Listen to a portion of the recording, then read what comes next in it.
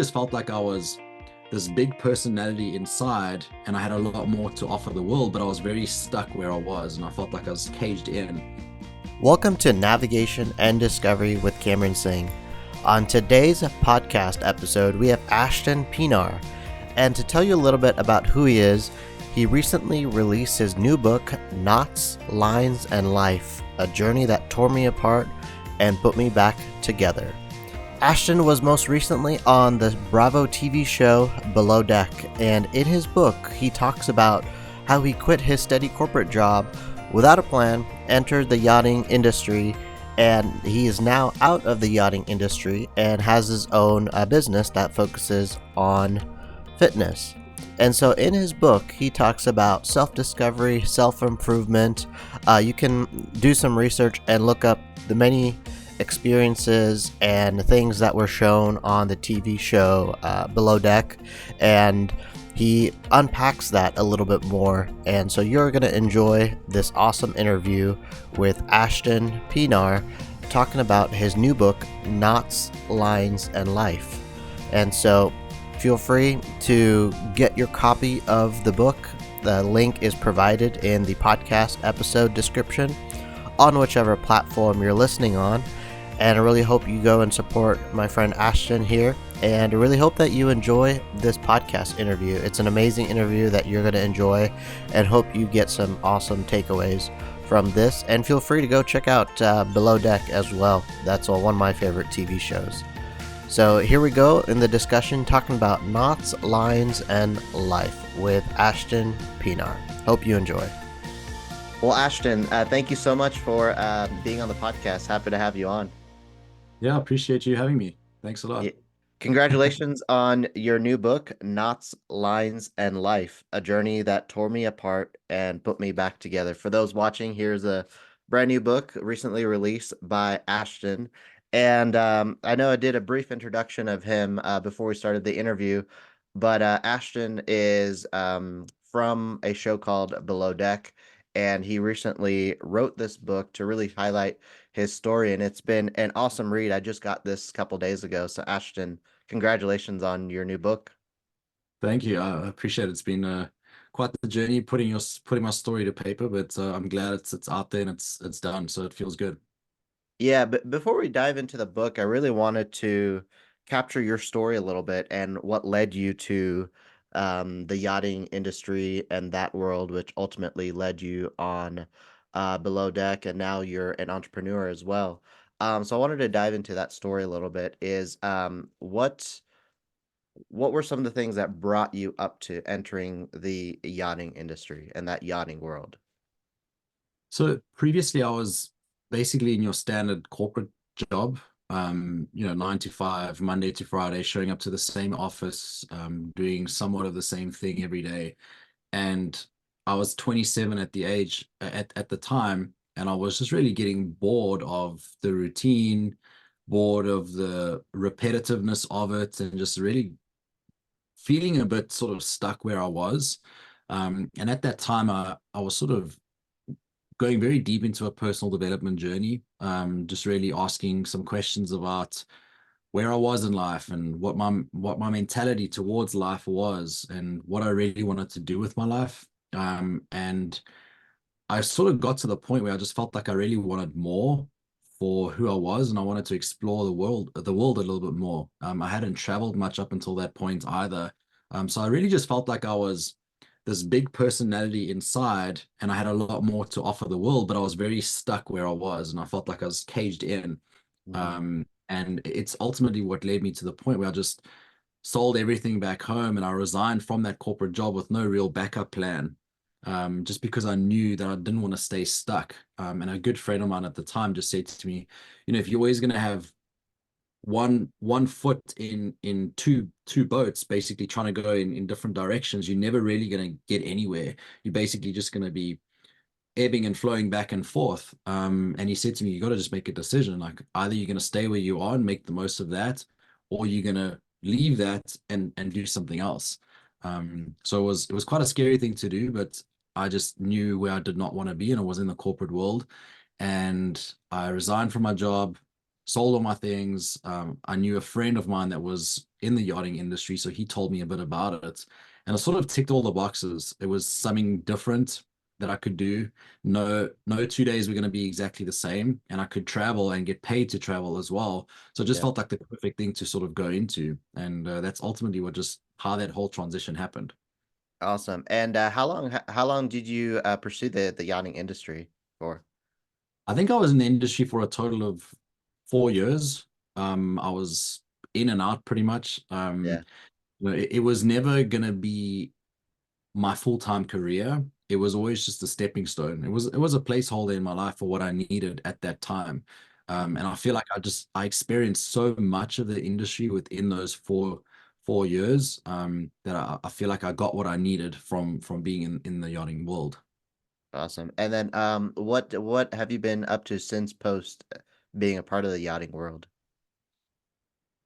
Yeah, so you know, post post normal yachting world, obviously the TV show came along, which Yeah. is a whole different world on its own. And ever since then, I've sort of just really been figuring out what I want to do that I can feel passionate about, but also what I can do to give back to society and make an impact. Health and fitness has always just been at my core. It's something that it's kept me disciplined in my own life. If I'm training and eating well, I feel like the rest of my life sort of falls into place and things go well. And just building up a following from the TV show gave me the platform to be able to offer a decent amount of people a service. Mhm. And I've sort of just refined my business model, and now we have an online coaching business where we take on private clients one-on-one and develop custom nutrition, custom training programs, basically a custom wellness journey depending on each person, what they need to get out of a health process, which has been super fulfilling. Being able to Mm. give people back their lives and their identity, and people that are struggling with weight loss or just not being healthy, we've been able to turn their lives around. And yeah, it's awesome to be able to run a business like that where it is so fulfilling when your clients succeed. You really are contributing to somebody's life. Yeah, that's awesome. And now what made you want to write a book? Because post Below Deck, I'm a huge fan of the show. I lived in the Caribbean for a couple of years, so I got a little bit of a flavor of that. And I know many once they're done with the show, very few have gone and done something, such as writing a book. What made you want to write this book? I think there were two main reasons for it. Number one, you see somebody on TV and you see things that happen in a show and you feel like you know that person, right? But you only know a very small part of their personality or their life or anything really about them. So for me, it was an opportunity to just tell more of my story and give people a better understanding of who I am and where I come from, which may put some stuff into perspective. And then the second part of that was really to teach and to be vulnerable myself and share my learnings over the last 34 years of my life, in the hopes that anybody reading the pages, that something may hit home with them and may help them through anything that they're struggling with. Mental health, men's mental health specifically, but mental health in general has been something that I'm very passionate about. I think that there is a lot of people struggling with a lot of things, and they don't have the right support systems, or because we've got the society that sort of pretends that everything's okay, or you got social media where there's a new whole new standard of like of the way you should look and the way that you should live. And because there is so much more happening on sort of like not live but live TV, which is like reality TV, there's a lot of people that struggle with a lot of things. Mhm. And through me just being vulnerable and telling my story and helping people see and understand how I've dealt with certain things. If five people read the book and they're like, oh my goodness, one little sentence in there like helped me get through something, then I feel like the book has served its purpose. So it's really just about teaching, making myself vulnerable so that other people can learn from me as well. Yeah, and that's the reason why I think I ordered the book initially because you shared a little bit of your story, a little bit of a flavor of your story and journey on the show, and I really wanted to learn more about it because you know, men's mental health is something I'm very passionate about because when we're talking about what we're struggling internally, that's not often a conversation starter. Yeah. That's not something that comes at the top of mind. And sometimes when you're just with, I'm talking just men, when you're amongst men, it's often you don't get deeper. You don't go down to that next level. So that's what I wanted to do is go a little bit deeper. Ashton, is what were some of your struggles that you have been through and that you talk about in the book a little bit? Yeah, just to add to what you're saying, men are supposed to be strong, right? Men are supposed to be able to deal with anything. And I don't know what it was like for you, but being brought up, I was never encouraged to explore my emotions and explore the way I felt. In contrast, I was told that big boys don't cry, Mm, and you just get up and you got to move forward. That's how I was taught. And I think the biggest struggle that I had to face and deal with was the years and years and years of just sweeping my feelings and my emotions under the carpet. They started presenting themselves through my behaviors and through things that were happening. Alcohol was one thing that I was sort of leveraging or using to feel a bit of an escape or to feel that freedom or to like feel that de-stress and help myself live in the moment and just have fun in the moment, which was kind of just a way of me again masking any of my feelings or things in my life that I really had to deal with. So I think that was the biggest thing I had to overcome, was to actually get to a point of saying, okay, there's certain behaviors happening in my life that are clearly showing me that there's something that needs attention. mm, So I had to go back, basically revisit my childhood, and consider all the things that have taken place in my upbringing up until where I am in my life, and actually start sorting through all of that and seeing how stuff has affected me. And it's for the book writing process was big therapy in its own. Being able being able to have the opportunity when I'm 34 years old or 33 when I was writing the book to look back at my 10-year-old self and say, well, what was Ashton going through when he was 10 years old? mm. What were some of the things that he wasn't able to deal with back then, and really see how they've affected me? I always had the attitude growing up, like, because I sort of grew up in a somewhat unstable environment with divorced parents, moving houses all the time, them being in different relationships with different people. I could never really treasure something for too long because it would change. And a I see. comfort in a more comfort in an environment that I held close to my heart could have been pulled out from underneath me very soon when something in my parents' life changed. And I developed this attitude of just being adaptable and being able to overcome everything, like adapt and overcome, adapt and overcome. And in doing that, I didn't allow myself time to actually process how things made me feel. So Mm, going back now, like something would happen to me when I was 10 years old, I'd have to go back now and think about that moment and think about how that's actually affected my psyche now in my later years. So it's almost like going back and reparenting yourself, but also just allowing yourself the space that your reality was real.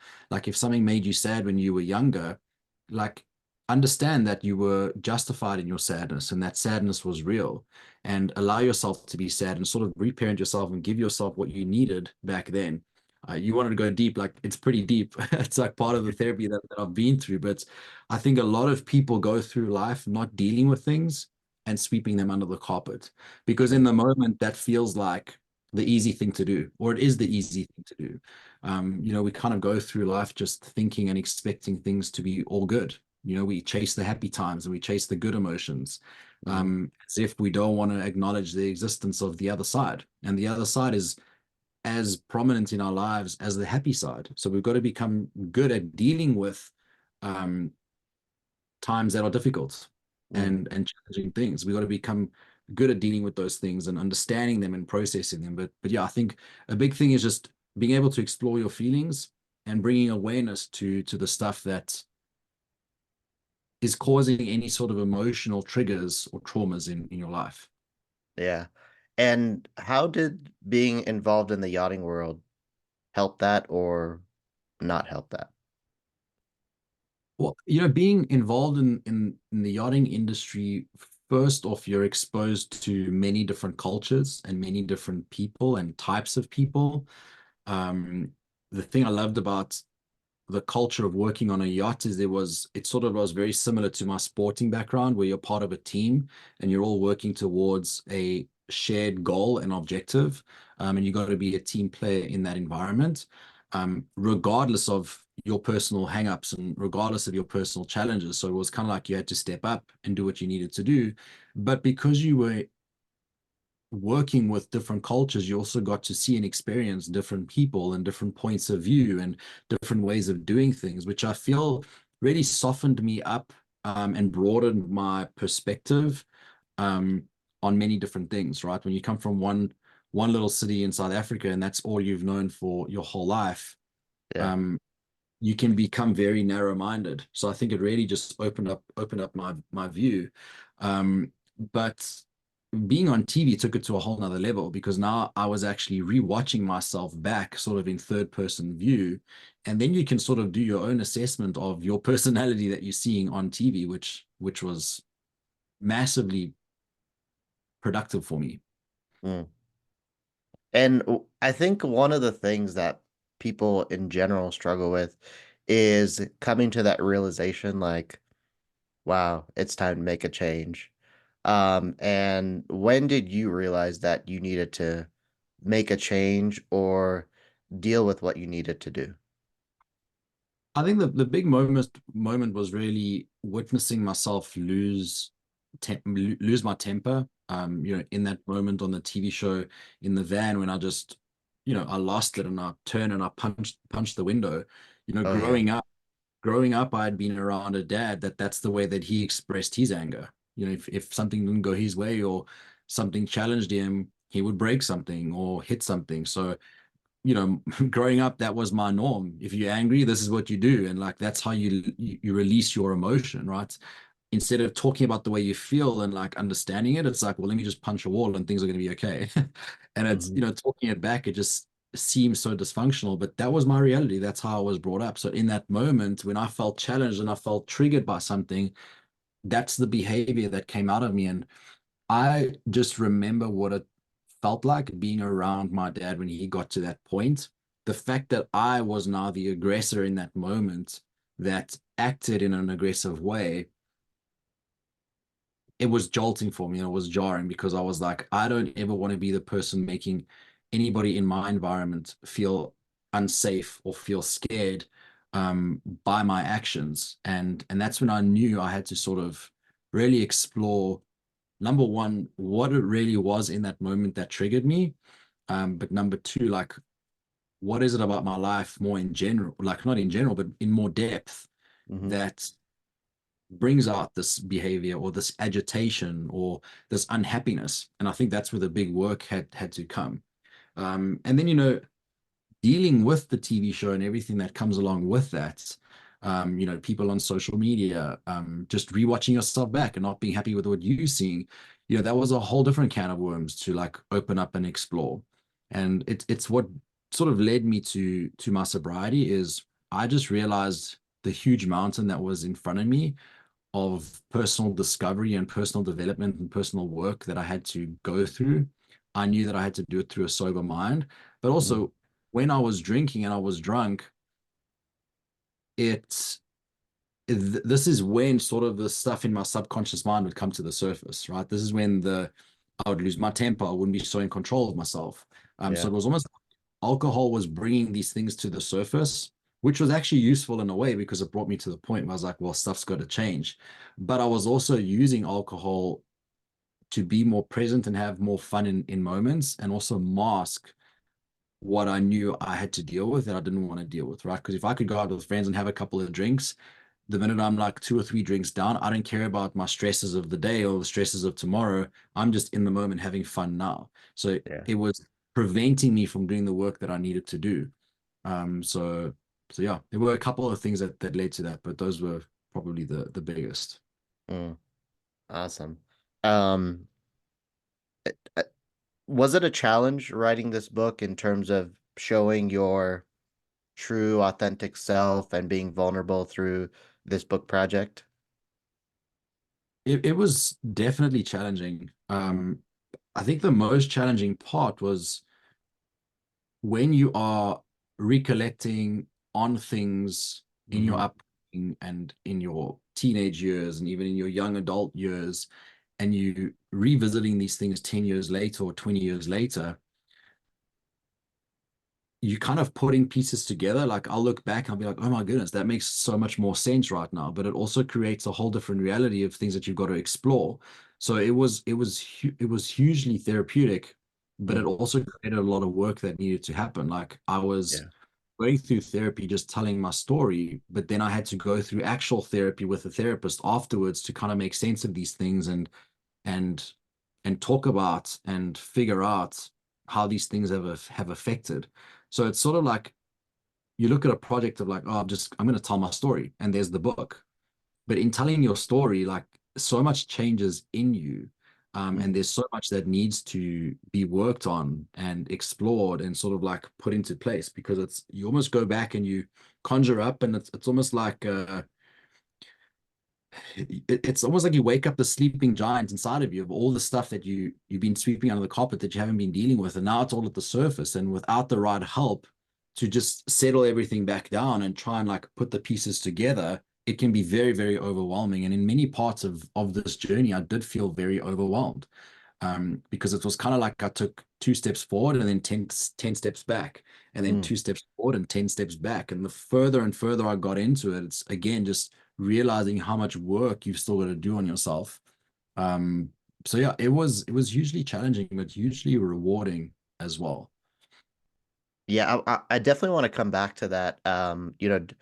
Doing the work but what I wanted to also touch on is one of the experiences that was very much talked about, um, with the incident with the rope catching your leg. Mm. Um, and if I find the clip, I'll probably throw it up here while we're talking about it. But that scared literally everyone. That that scared your captain. That scared the crew that was there. Um, what were your thoughts reflecting after that? What did you learn from that experience? Well, I think the first and obvious thing is just that life is so short and things can change in an instant. Yeah. But that was just the perfect summary of the dangers of working out at sea. Hmm. And people just see the glamorous side of yachting, but it's a dangerous job. It's big machinery, it's a lot of moving pieces, and you've got to be on point throughout the entire time that you're on that boat. So it was a big wake-up call. You hear of stories in the industry, but you never think you're going to be part of that story. Yeah. And in that moment, that's what I thought when it first happened. I was like, oh my goodness, you've done it. Like you are Yeah. now going to be one of those stories. But yeah, it was a tough thing to go through. Like I got pushed to my end in that situation. I had literally surrendered to the fact that I might die in that water at that moment. Mhm. I fought so hard for those next couple of seconds to try and keep my head above water and get myself free from that line. But I got to the point where I'd given up. I'd reached that point of like, okay, this force is bigger than you. The trouble that you've got yourself in right now, you're not going to be able to get yourself out of, and you're going to have to just surrender to what's next. And it's almost as if, like, in that moment when I came to that realization and I did just surrender, that's when I was saved, which is like, it's so crazy because it's so comparable to many times of my life where I felt like I had to be in control and I had to work on things and figure things out on my own. But sometimes when I just surrender to what may be, things fall into place. Mhm. But yeah, it was a crazy experience. It's something I still sort of deal with on a day-to-day basis. So, just again, you come out of a situation like that and you sort of like dust yourself off and you move on. But there was a lot of trauma and there was a lot of emotion in and around that situation, during, after that you sort of just got to consider and think about, and again allow yourself to feel those feelings and those emotions because it was a very real and a very scary situation. Mhm. Um, so yeah. Yeah, I wanted to go back to what we were talking about earlier is doing the work you need to deal with. For example, you came to a point where you knew why you were experiencing what I would call alcoholism. There's other different forms, substance abuse. Um And I think a lot of people don't want to go to that hurt, that trauma in the past, um, and deal with it. So they continue to do whatever it is that they are masking, they are into heavy drinking, whatever that might look like. And it's different for everyone. Everyone deals with things, I think, very differently. And why would you say it's important to do that type of work in terms of um, understanding the why behind why you're doing something, like masking or suppressing your feelings or emotions? Our emotions are going to run us, right? Like the way Mm, that we feel in any moment is going to dictate our actions. And it doesn't only happen when you're in a bar or in a club when you're drinking. It happens when you're on the road. You know, if somebody cuts you off or hmm um, almost drives into you, like the way you're feeling in that moment is going to dictate your actions. If somebody confronts you with something or says something to you, the emotions that you're experiencing in that moment is going to dictate how you respond to them. Um, we are always challenged by stimulus in our world every single day, and whatever our emotional environment is going to dictate how we act. The one thing that we do have control over is how we act in our internal environment. If we do not get control of our internal environment, we're always going to be just run by our external environment. So, and it's so weird because we are so personal to ourselves. We are ourselves, right? But we treat ourselves like strangers. We mm, tell ourselves we tell ourselves lies every day. We deny things to ourselves every day.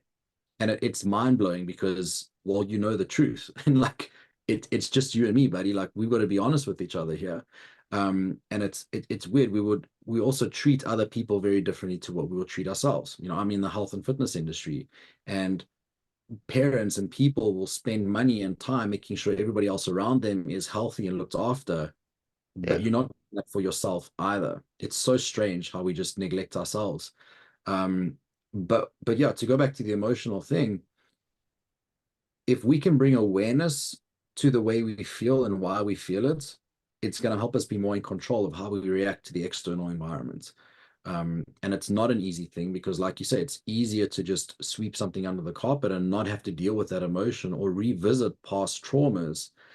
But and again, it's almost like the instant gratification thing. It's like I'd rather make an easy decision in the moment to feel okay in the moment. But we kind of like slowly killing ourselves in the long run because we Yeah. only drawing out this process and we're allowing something. If I just spent a day or two giving the right energy and attention towards something that's hurting me, I'll be okay coming out on day 3 or 4.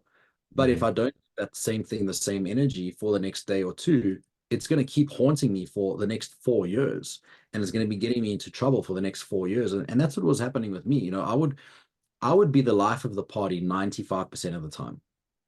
There would be no issues. I would just have a great time. But once or twice a year, there would be some sort of situation where I lost my temper. And it hmm was almost like my stress bucket kept filling and kept filling and kept filling until the point that it was like, okay, it tipped over. I had an explosion. And then I was like, oh my goodness, what's going on? And then I'd be fine for 8 months of the year again. And then something would happen. And that's how it is. You just prolong things without dealing with them. So it's just being able to have that foresight to invest in your future life, Yeah. thinking that if I can just deal with stuff now, I'll be happier in the future. But it's very hard for us as human beings to see that because we're so driven by instant gratification, right? hmm We live in a world where we can easily just change our environment or entertainment with a scroll of the finger. We can just order something right now off of Amazon and it's at our door in a couple of hours. And we Yeah. kind of treat ourselves the same way. We feel like, well, I'm just going to do something now to give myself the quick feeling that I need. It's the same with alcohol, right? Oh, well, I don't want to feel stressed. I'm going to have 2 glasses of wine right now. I'm going to immediately feel more relaxed. So we're always chasing that instant gratification, and it's counterproductive towards our inner healing that needs to take place. Yeah, I think in general, our population is so focused on what we do, meaning like how we earn money, our career, um, and it's focused on how we maybe our perception on social media, right? Making sure that, oh, I'm showing a good story, but I think through that, and I've experienced this too, because as a young person, I was so early on in my early 20s, I was so focused on my career and what I was doing that I lost sight of myself and who I was.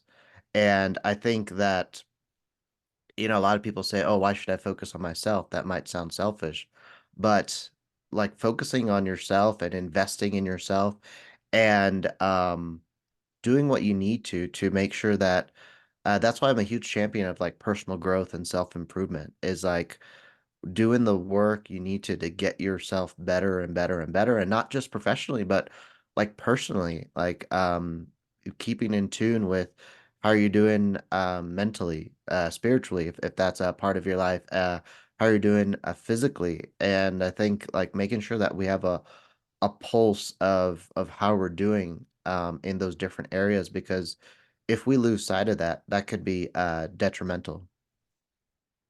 Yeah, but I totally agree. Hmm. Um, I think a big part of it as well is like just society's attitude towards personal development as well. Hmm. Um, we also quick to judge each other. Hmm. Like something that my wife taught me is, she always says empathy is a superpower. And, it kind of like jolted me the day that she said that. And I was like, it's so, so true. Is if we can be more empathetic towards each other and have empathetic inquiry as opposed to judgment, it'll also allow people the space to want to explore and to want to work on themselves because it's kind of like when rocks are thrown at us, we go into defense mode. And I'm going to be less inclined to want to explore the things I need to work on when I'm being attacked by a whole bunch of people because the best defense is an attack, right? And in that moment, people are just going to, instead of saying, you know what, you're right, I can see why you may have felt like that or why what I said may have hurt you. I will then sort of like be more open to wanting to learn a little bit more and to explore in that moment than if someone's coming at me aggressively and telling me how wrong I am and how stupid I am for what I did.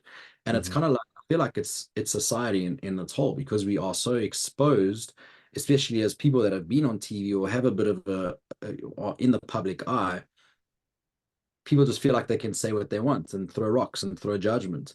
But if us as a society can just have more empathetic inquiry towards each other, I think that in its own will just encourage more people to want to be better themselves, if that makes sense.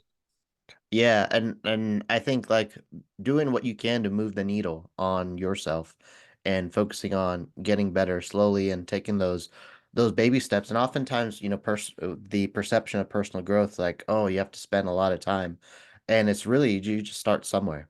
You start somewhere, whether it's s- I mean, you're in the fitness world, and simply just starting by taking a 30-minute walk.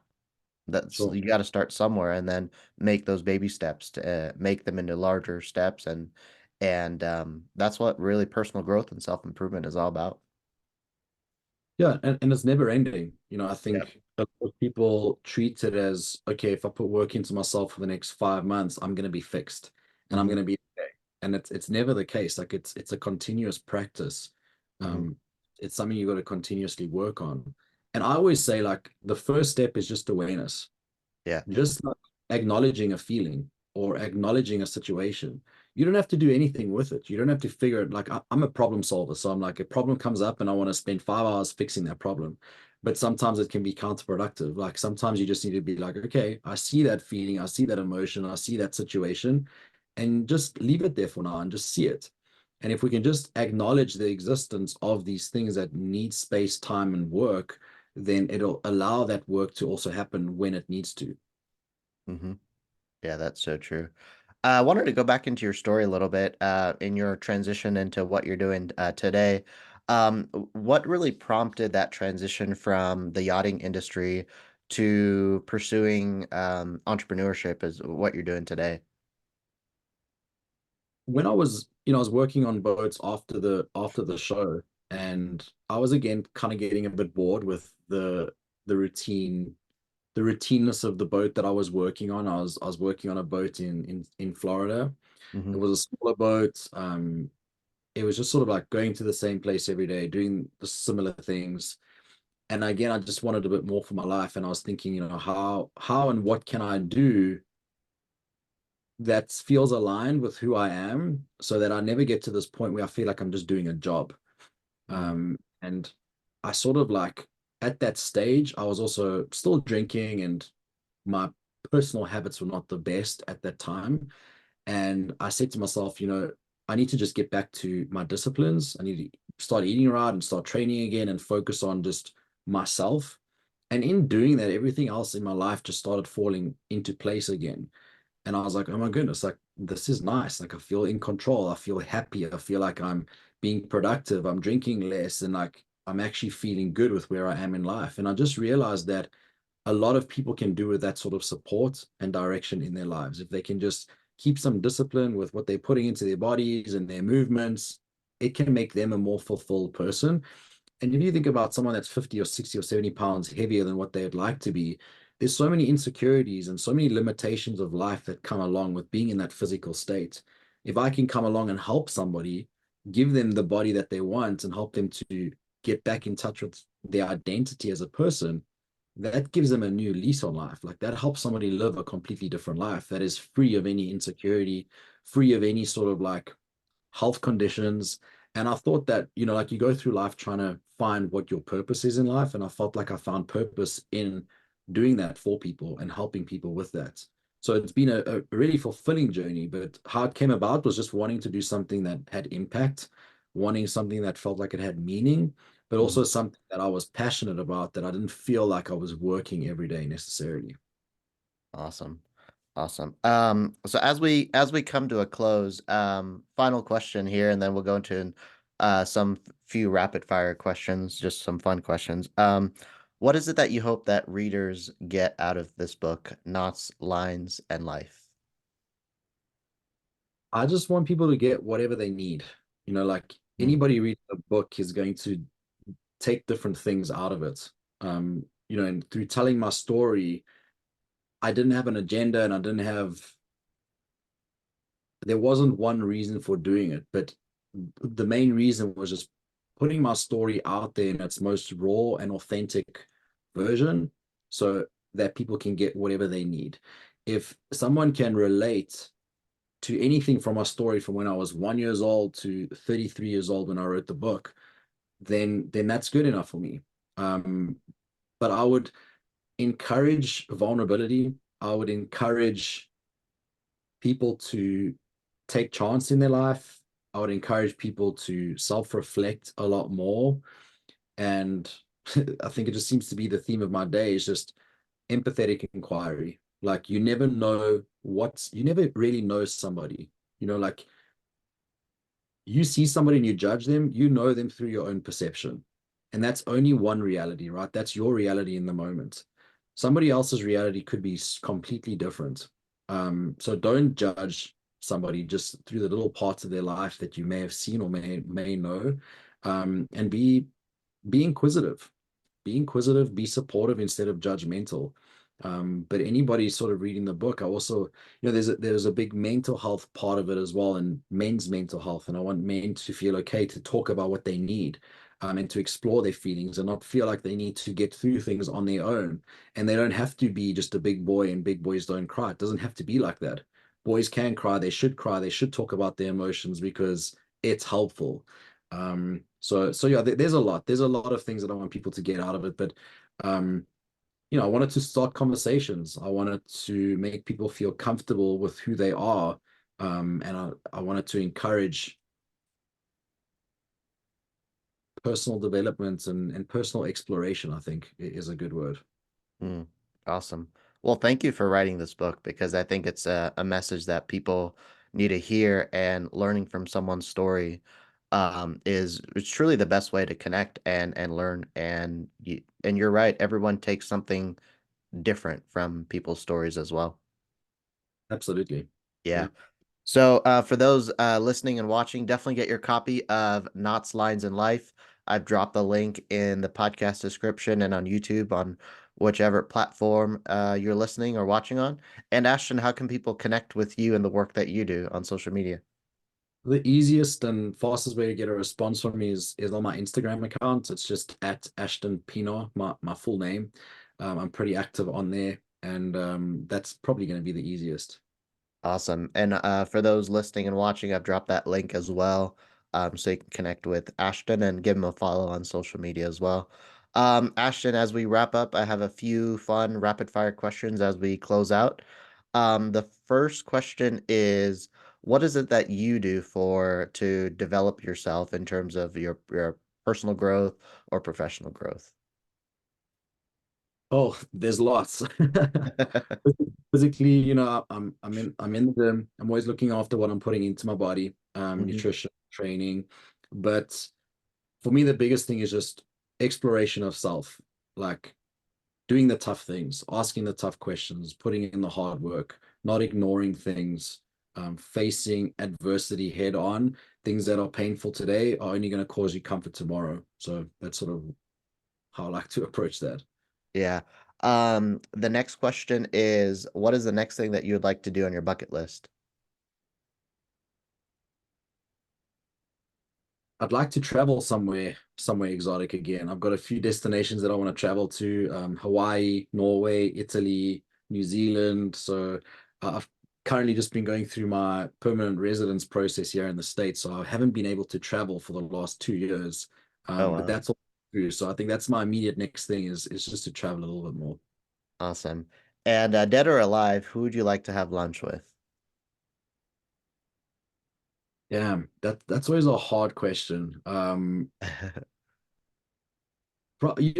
this is something I wouldn't say often, but I would say probably like someone like Jesus or um, you know, maybe someone like Mahatma Gandhi, the more enlightened individuals that have walked this earth, Hmm. I think, have a lot to teach and it would be hugely enlightening to be able to have a conversation with them. Mm, awesome. And then next question is, what is the best words of advice or words of wisdom that you've received so far?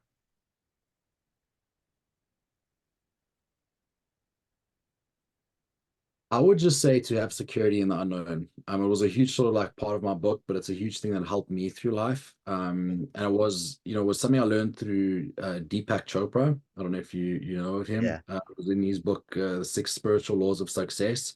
Definitely security in the unknown. Awesome. And then actually a question just came up with something that's behind you. The remember your why. I've talked a lot about this on the podcast, and why is it important to remember your why? I think our why and our purpose is something that's going to be that North Star for us. That's going to be something that we're always working towards. If consciously we can think about something, we will then subconsciously our mind will work at ways of delivering that for us. Um, I think the book is called Psycho-Cybernetics, I think it is, speaks Mhm. about that concept. So really just having that North Star driving your purpose, driving your behaviors, reminding you of why you're doing what you're doing, because we can get so caught up in a world that's full of stimulation. It's easy to be pulled in different directions. But if we can stay attached to our why, it keeps us focused on what we need to do to get to where we want to go. That's so good. Well, Ashton, thank you so much for taking the time to be on the podcast. Very much enjoyed our conversation today. Awesome, man. I appreciate you having me, Cameron. And yeah, all the best. It's been great chatting. Yeah, for sure. And for those listening again or watching, all the links are provided for you to connect with Ashton and definitely get your copy of Knots, Lines, and Life. Thank you again, Ashton. Thanks, Cameron. Bye-bye. Well, thank you so much for tuning into Navigation and Discovery with Cameron Singh. I really hope you really enjoyed having Ashton on the podcast and learned a lot from his interview, and really hope that you go and support my friend Ashton and get a copy of his book, Knots, Lines, and Life. You can find that on Amazon, and the links are also provided in the podcast description on whichever platform you're listening on. And also, if you want to connect with Ashton and find out more about the fitness business that he has, you can also find that in the link there as well. Thank you again, and I really hope you enjoyed this guest. And go ahead and check out some of the previous episodes with some other amazing guests that I've had so far on this podcast. If this is your first time listening into Navigation and Discovery with Cameron Singh, feel free to subscribe on whichever platform you're listening on, and also feel free to connect with the podcast on social media. All the links are there for you. The podcast is also on YouTube if you would like to watch some of the episodes on video. And also you can connect with me as well. Go to my website, cameronsingh.com. And also, if you haven't gotten a copy of my book, Navigation and Discovery, you can go to cameronsingh.com and get your copy or gift your copy to someone today. Thank you again for tuning in to today's episode of Navigation and Discovery with Cameron Singh, and we will catch you next Tuesday morning for another episode, another great episode to come. Feel free to like, subscribe, and share, and thank you again for tuning in.